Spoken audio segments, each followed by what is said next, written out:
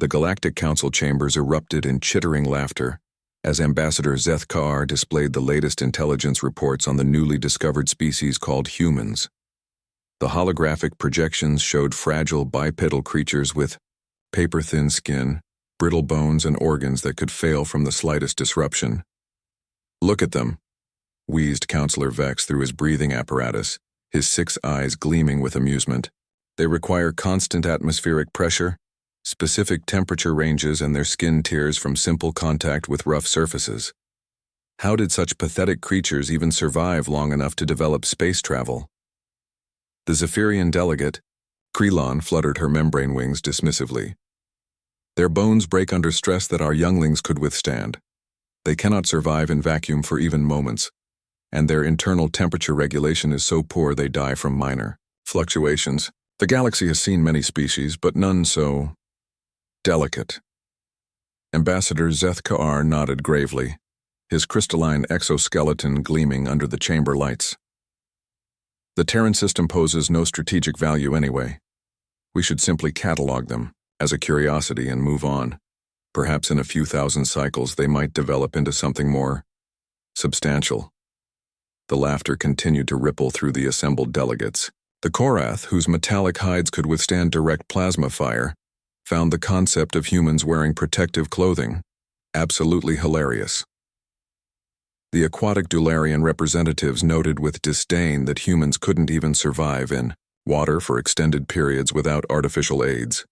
3 standard cycles later, the laughter had died completely.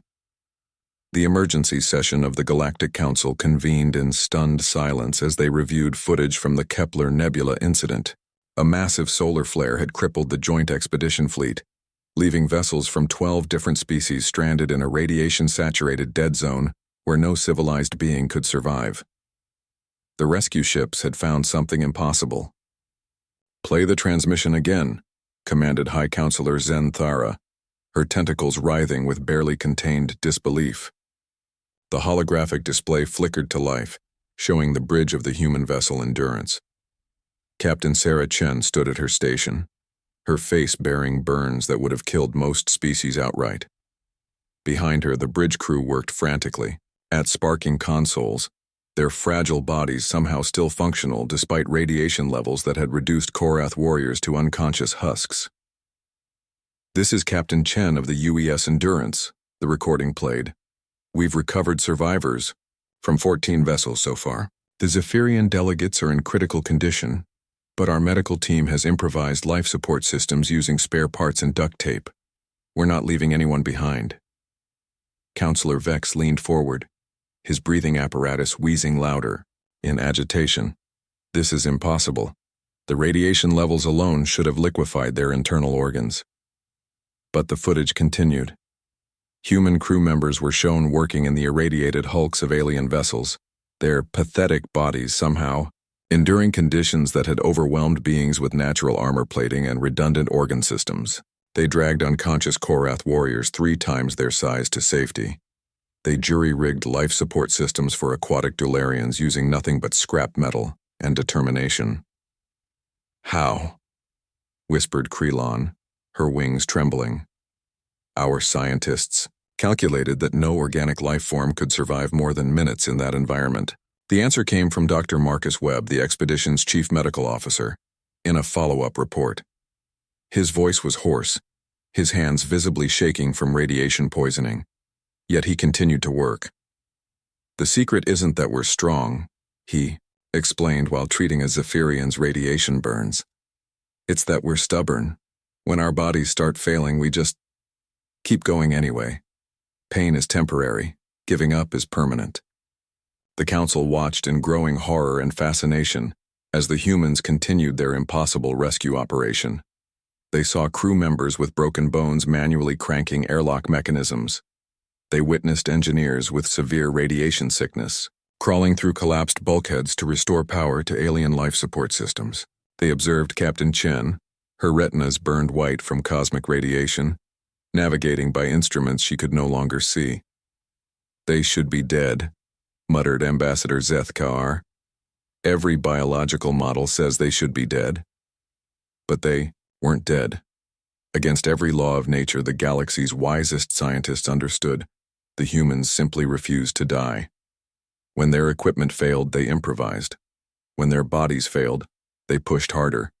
When hope itself seemed lost, they told jokes and sang songs while working to save beings who had mocked them. The final transmission from the Endurance came 37 hours after the initial disaster.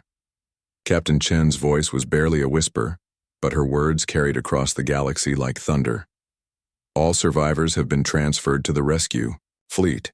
The Endurance is breaking apart, but we got everyone out. Every single one. A pause, then a sound that took the council members a moment to recognize as laughter. Guess we humans are tougher than we look. The transmission ended. The Endurance and her crew of 43 had died, saving over 300 aliens who had considered them inferior.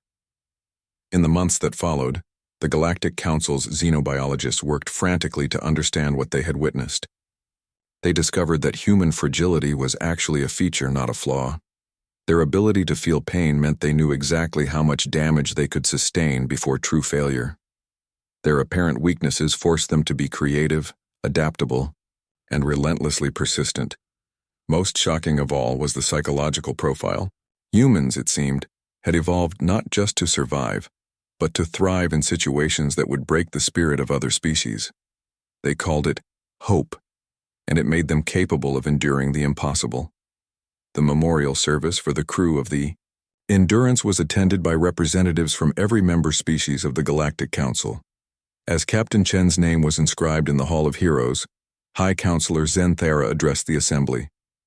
We measured their strength by our standards, and found them wanting. We failed to measure their will, their determination, and their absolute refusal to surrender. Her tentacles moved in the ceremonial gesture of profound respect.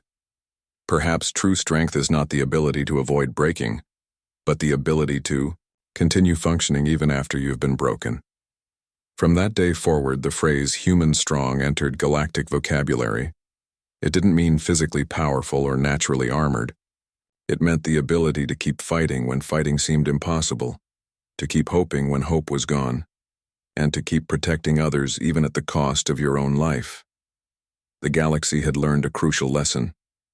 Sometimes the most fragile vessels carry the strongest spirits.